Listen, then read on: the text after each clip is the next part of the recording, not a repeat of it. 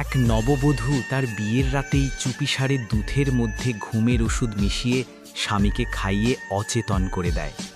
কিন্তু এই ঘটনা শুরু হয়েছিল তারও আগে। ভোরবেলা মেয়েটি মন্দিরে পূজা দিয়ে প্রসাদ নিয়ে বাড়ি ফিরছিল।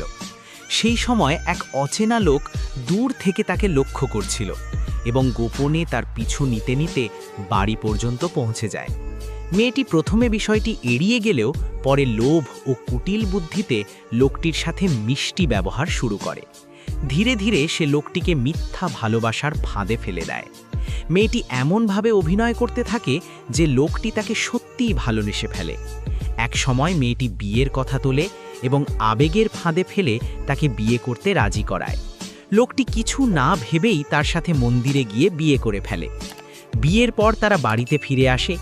বাইরে থেকে সব স্বাভাবিক দেখালেও মেয়েটির মনে তখন লোভ আর প্রতারণার পরিকল্পনা চলছিল। সেই রাতেই নববধূ দুধের মধ্যে ঘুমের ওষুধ মিশিয়ে স্বামীকে খাইয়ে দেয়। স্বামী গভীর ঘুমে অচেতন হয়ে পড়লে মেয়েটি ঘরের সব সোনাদানা গুছিয়ে পালিয়ে যায়। কিন্তু সে জানত না তার স্বামী আসলে সাধারণ মানুষ নন, তিনি ছিলেন ভগবান শ্রীকৃষ্ণ মানুষের রূপে অবতীর্ণ। হঠাৎ চারদিকে অপার্থিব আলো ছড়িয়ে পড়ে। শ্রীকৃষ্ণ তার বাঁশিতে সুর তুলতেই এক অলৌকিক ঘটনা ঘটে। মেয়েটি যে সোনা রূপা নিয়ে পালাচ্ছিল সেগুলো মুহূর্তের মধ্যে কালো কয়লায় পরিণত হয়। নিজের লোভ আর প্রতারণার ফল দেখে মেয়েটি হতবাক হয়ে যায়।